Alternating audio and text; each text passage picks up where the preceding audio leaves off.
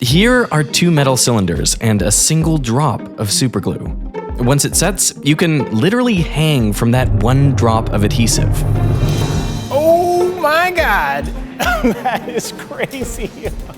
So how is superglue so strong? Whoa. That's what I want to find out. And along the way, we're going to learn how it sets so quickly, why it's so good at sticking to skin, how it saves lives, and how it might even help solve our plastic pollution problem. Plus, if it's so strong, one single drop can easily lift over 3 tons. Why is it weak in certain circumstances?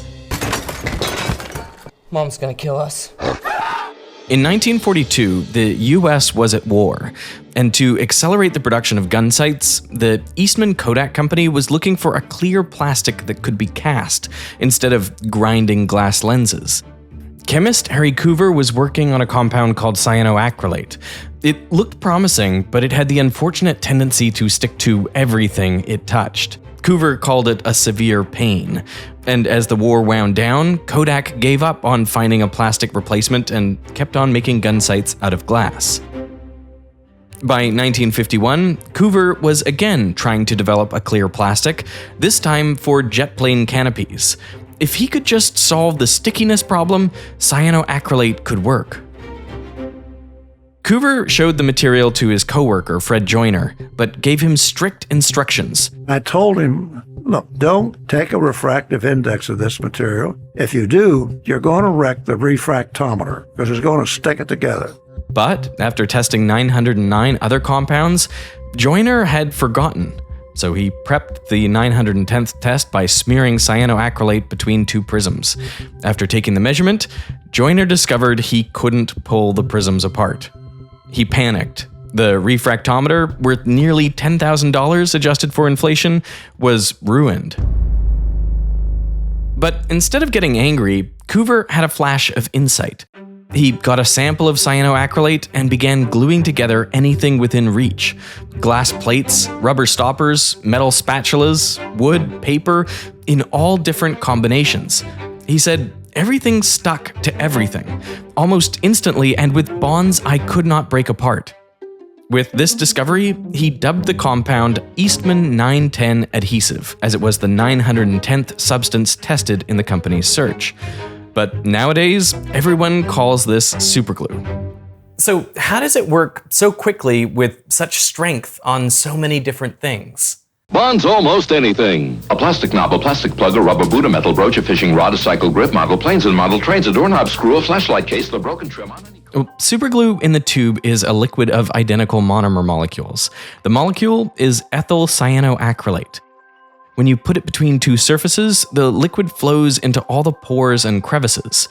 Then the monomers start reacting with each other, joining to form long polymer chains. This turns the glue from a liquid into a solid. And at this point, it can no longer be pulled out of the cracks and crevices, so it's stuck in place, and the 2 surfaces are connected. If you're ever trying to glue surfaces that are too smooth, this is probably the reason superglue sticks poorly. There are few crevices or pores for it to cling to. To fix this, you can sand the surfaces to introduce some surface texture. That way, when the liquid glue solidifies, it's stuck in the cracks. But what triggers the monomers to solidify instead of staying liquid like they are in the tube? Well, ethyl cyanoacrylate is primed to react because it has 2 double bonds and 1 triple bond close together. What makes it so reactive is you have a double bond attached to a nitrile group and an ester group. And the unique part about that is the chemistry of those groups would make that double bond so electron deficient. The oxygen and the nitrogen atoms attract electrons more than the carbons, so that leaves this carbon slightly positively charged. It is hungry, it is looking, and anything even slightly electronegative, it will attack and it'll start a reaction. In the presence of a negative ion, the carbon double bond breaks and 4 single bonds form. But the nitrile and ester groups are so electronegative, they pull the extra electron across the molecule, making this carbon negative. That invites another slightly positive carbon on a separate monomer to attack. And now they're chemically linked together, the start of a polymer chain.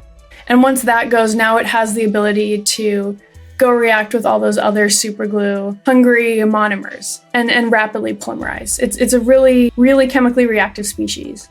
That single initiator started a chain reaction. The next monomer again pulls across the electron, and more monomers bond together, forming longer and longer chains until the superglue has solidified. It normally takes between 10 and 30 seconds to set. This was much faster than other adhesives available in the 1950s. A lot of glues like white glue and glue sticks work by drying out, so you have to wait for the water to evaporate. But with superglue, it's almost the opposite. While I was prototyping Snatoms, I 3D printed these plastic shells and superglued them together. One day, I was trying to open a bottle of superglue where the cap had gotten glued onto the nozzle, so I tried twisting it off with my teeth. But the bottle exploded, filling my mouth with superglue. And I was thinking, well, I might have a few seconds to spit it out with the saliva in my mouth before it set, but the superglue actually hardened immediately. It stuck to my teeth and my tongue. I had to get my now wife to pick it out of my teeth with tweezers. Luckily, it didn't glue together anything essential. I think it's because it solidified so rapidly. And the reason it did that is because the polymerization of superglue is actually triggered by water. Specifically, it's the slightly negative oxygen atoms in the polar water molecule and the negative hydroxide ions in water that often break open the carbon double bond, initiating the formation of chains. And water is everywhere. I mean, there's moisture in the air, little bits of water on most surfaces, or absorbed into materials like fabrics. That's why superglue sets rapidly on almost every surface. Each water molecule can initiate the formation of a polymer chain. There's a forensic technique that uses superglue fumes to pull fingerprints from non-porous surfaces. When you grab something, your hand leaves behind moisture and oils that are perfect for superglue to bind with. And this also makes skin ideal to stick to. There are a lot of wrinkles and pores for superglue to seep into, plus the protein collagen has a number of negative regions that can initiate the polymerization reaction and bond directly with a monomer. So your skin is the perfect sort of surface for superglue to stick to. And that's why it's so hard to get off. Some of your molecules literally become part of the polymer chain. There's a medical case study where someone got cyanoacrylate all over his hands, so he quickly went to wash it off with soap and water. But that accelerated the polymerization reaction and his hands were stuck together. So he went to multiple medical professionals and he got terrible advice. They tried alcohol, water, and soap. They also attempted physical separation, and he went to consult cosmetic surgery, but finally someone suggested acetone. Acetone, or nail polish remover, dissolved the glue and released his hands. Now, unfortunately, the bottles for some types of superglue look incredibly similar to those for eye drops. So there are hundreds of cases of people putting superglue directly into their eyes. In that case, acetone is not the solution. Don't try to separate your eyelids, just seek medical attention. Superglue is strong. To demonstrate this and promote his new product, Coover went on a game show. He showed that with only a single drop of glue, he could lift himself and the host into the air. Here we go, 1 drop of glue. After 24 hours, it would support something like 15,000 pounds. 1 drop of glue. Now, Doctor, you must be very proud of this. I imagine many years of research went into its discovery, huh? No, as a matter of fact, there wasn't, Gary. This discovery was purely by accident. Bully for you. Superglue polymers are almost all single chains running linearly between the surfaces. They have a directionality to them, kind of like wood grain. The chains are densely packed with some cross-linking between them, and this makes the polymer fairly rigid, and it's about as hard as a hard hat. This makes it strong in compression. Under tension, superglue is strongest when you pull in the same direction as the chains. The tensile strength of superglue can be upwards of 25 megapascals, which is similar to other polymers. Meaning a square patch just 5 centimeters on a side could suspend a fully grown African elephant. But superglue also has its weaknesses. It is brittle, so if there's a sudden impact, it just kind of falls apart. As the superglue is very quickly reacting, it usually produces really short polymer chains that have a matrix with built-in stress. Anytime you have stress in a material, it's a potential failure point. The thing that makes it a really good adhesive is kind of its Achilles heel. In some cases, polyethylene, polypropylene, nylons, like those squishy plastics, their polymer chains and their chemistry are such that they can absorb a lot of impact. If a force comes, they'll kind of deform. Whereas in the chains of a superglue polymer, it doesn't have the ability to do that. So any impact will come and it'll physically break those rigid bonds, and it'll also kind of be absorbed in those stress points, and it'll cause the whole thing to fracture. Superglue is also weak if a force is applied perpendicular to the polymer chains. That is, it's weak in shear. During this shear test, the stress releases, breaking the superglue bond. So shear is kind of a combination of forces. So you kind of have like a compression and like a friction going on. Tension is a pretty unidirectional force, and like the polymer chains are able to deform enough.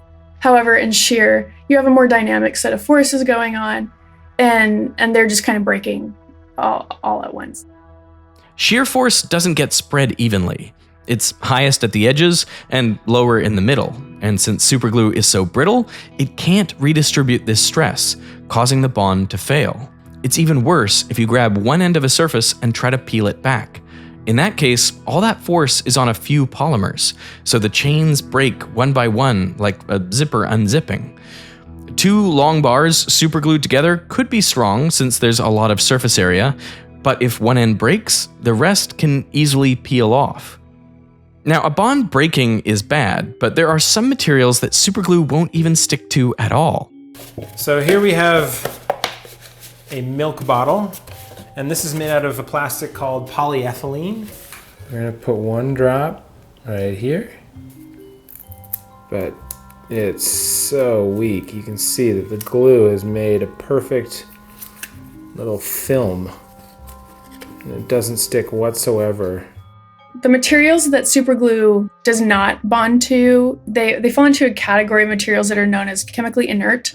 And by inert, it just means that they don't have reactive sites. So superglue is so reactive because it is so electron deficient. It's looking for any source of electrons. But you have a polypropylene or a polyethylene or a Teflon, and carbon loves carbon, and carbon is not sharing its electrons. So there's nothing on the surface that is willing to donate any reactivity. Even if you add initiators, say by spraying water, it still doesn't work. That's because these materials are hydrophobic and non-porous. If you spray like a polypropylene sheet with water, it'll just fall off, right? You know, if you can think of like the beating up of water on a hydrophobic surface. So if you pour superglue on top of water, you'll just get like a clump of superglue on it, and then you can just peel it off. Most superglue specifically warns against using it on polyethylene and polypropylene because it won't stick.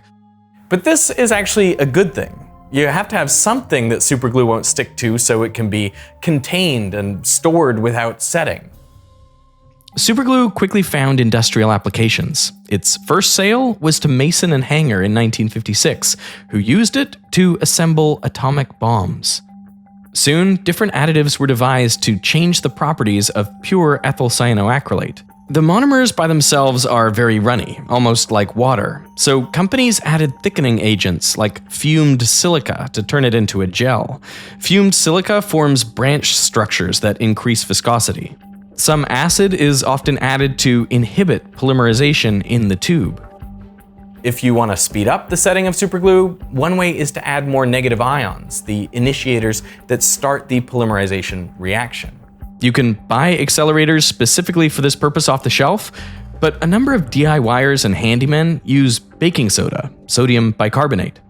It reacts with moisture in the air to produce hydroxide ions. So when you add superglue, it sets even faster due to all those ion initiators.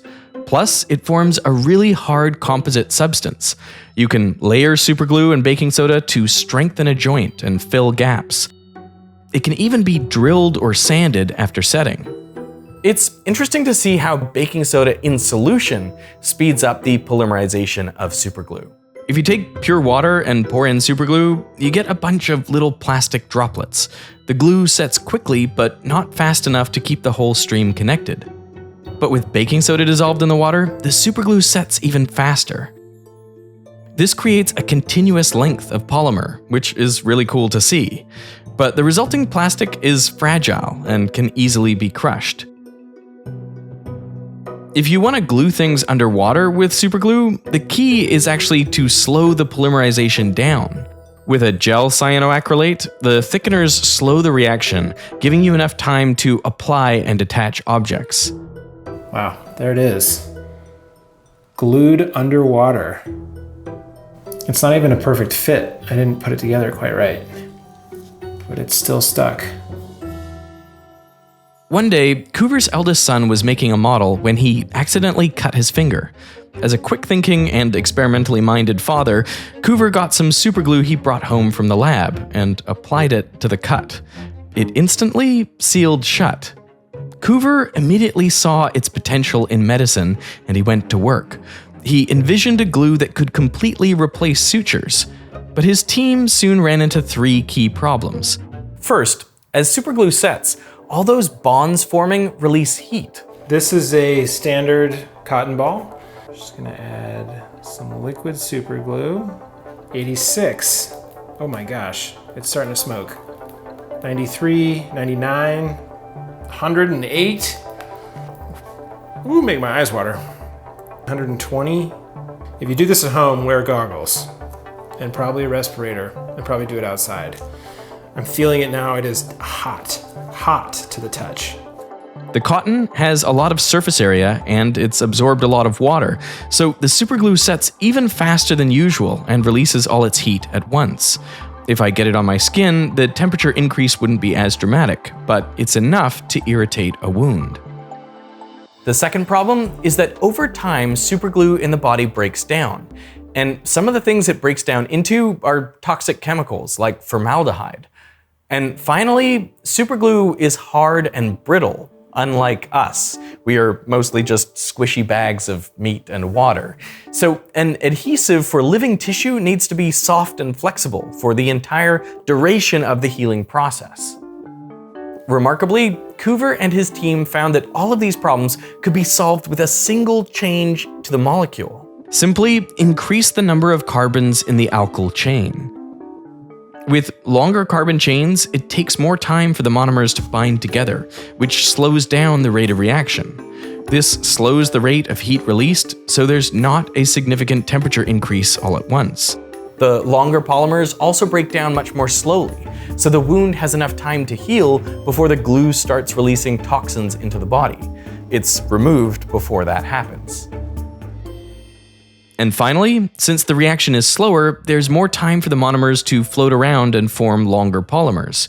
These longer polymers can absorb stress better than shorter chains, meaning the glue can flex more without breaking. With the main problems addressed, Coover submitted an application to the FDA in 1964 for medical superglue. The US military was very interested in Coover's adhesive, and they developed a medical superglue spray for use in the Vietnam War. The spray saved lives. In one case, a bullet hit a 24-year-old soldier, passing through his kidney and liver. After part of his liver was removed, they gave him 12 liters of blood. That's enough to replace all the blood in his body twice over. But the bleeding just wouldn't stop. By conventional methods, he was gone. But then the surgeons sprayed superglue directly on the liver. The bleeding stopped, vital signs returned to normal, and the soldier recovered. Despite its success on the battlefield, medical superglue was held up in bureaucratic red tape for years, so long that Coover had to abandon the project. It wasn't until 1998 that he saw his dream of a medical glue approved, a 2-octyl cyanoacrylate called Dermabond. Medical superglue has now grown to be a $900 million a year industry. In the 74 years since Coover's accidental discovery, cyanoacrylate has grown to become a $3 billion industry. But its impact doesn't stop there, because now scientists are turning to Coover's original research, exploring its use as a plastic. And it could well solve one of the biggest problems the planet faces: how to recycle the mountain of plastic we produce each year. Manufacturers can shred, melt, and reform other plastics, but the polymers degrade, so the quality is worse and the process generates microplastics. So you can only recycle mechanically and thermally like that a certain number of times before you get a material that's kind of useless. It still will sit in the environment and it won't break down, but it's not useful. But superglue is unique. If you heat it up to 210 degrees Celsius, it'll break back down into pure monomers. These can be distilled and then reactivated back into fresh polymer. We have a starting material, we make it into a plastic, and then under a certain stimulus, we can turn it back to that starting material. So let's see if we can make a plastic from this, because the goal of a depolymerizable plastic is that it's sustainable, right? There are just two problems. First, how do you cast something that sticks to basically everything? And second, superglue on its own is brittle. So how do you stop it from breaking? The big problem is the handleability. That was kind of the original problem. They found that, okay, this isn't a great plastic because it sticks to everything. That's how they discovered that it was an excellent adhesive. So we were faced with that same problem. But Coover didn't have the modern plastics we have today. Polypropylene, polyethylene, and Teflon are so inert, they don't activate superglue. So they are the perfect materials to handle the monomers. So we were able to actually handle it. So that was, huge check. We can actually work with this material. Next, to reduce brittleness, you need superglue to form long chains that tangle together. And this problem can actually be broken down into two parts. First, a lot of initiators means lots of short polymer chains. Second, as the superglue sets, the existing chains freeze and they can't connect together. There also might be some unused monomers that can't get into the right spot to attach. If you can solve both these issues, you get longer chains. The first fix is to use a very weak base. By mixing in a little bit of this weak base, there are enough initiators to start the polymerization reaction, but not too many, so the polymer chains end up being longer. We use DMSO, dimethyl sulfoxide, which in no other context would be used as an initiator, but it was just electronegative enough that we were able to initiate a reaction that could go slowly and proceed in a way that produced a nice solid plastic. Next, you need a solvent, in this case, acetone. And what a solvent is it's just a media that dilutes the conditions. It does not participate in the reaction. Usually it provides additional mobility. After mixing the glue and initiator into the acetone, the mobile polymers are able to form even longer, more stable chains than usual. And after a while, all the superglue sets, the acetone evaporates, and the new plastic is removed.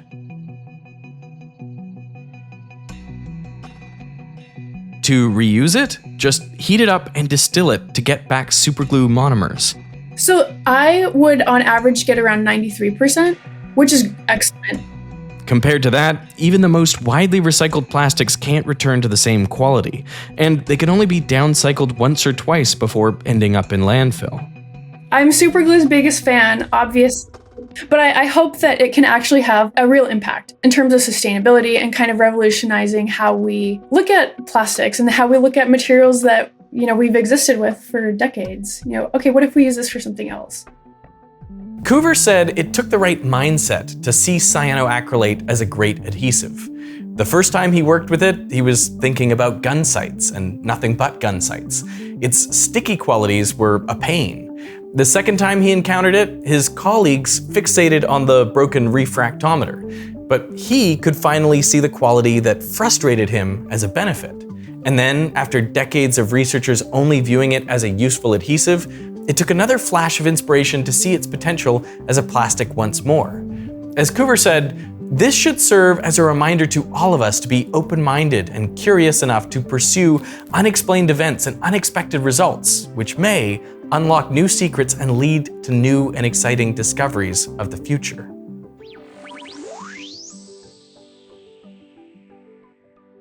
Coover's ability to look beyond roadblocks and see the breakthroughs on the other side is a skill that every great innovator shares. It's not some kind of rare genius. It just takes strong critical thinking and problem-solving skills, which anyone can learn. And if you want to start building these skills yourself right now for free, look no further than today's sponsor, Brilliant. Brilliant will help you build real skills through thousands of interactive lessons on everything from math and science to programming and technology. On Brilliant, you don't just learn new topics, you learn new ways of seeing the world around you. You'll be able to solve problems like a scientist, engineer, or data analyst. And since every lesson gets you hands-on with key concepts, you'll know how to apply them to real-world situations. I truly believe that learning a little bit every day is one of the most important things you can do. And if you're like me and made a resolution to end each day a little smarter this year, well, Brilliant will help you actually do it. All their lessons are bite-sized and you can do them right on your phone. So whenever you have a few minutes, you can be building a quicker, sharper mind. So to try everything Brilliant has to offer for free for a full 30 days, visit brilliant.org/Veritasium. Click that link in the description or scan this QR code right here. And if you sign up, you'll also get 20% off their annual premium subscription. So I want to thank Brilliant for sponsoring this video, and I want to thank you for watching.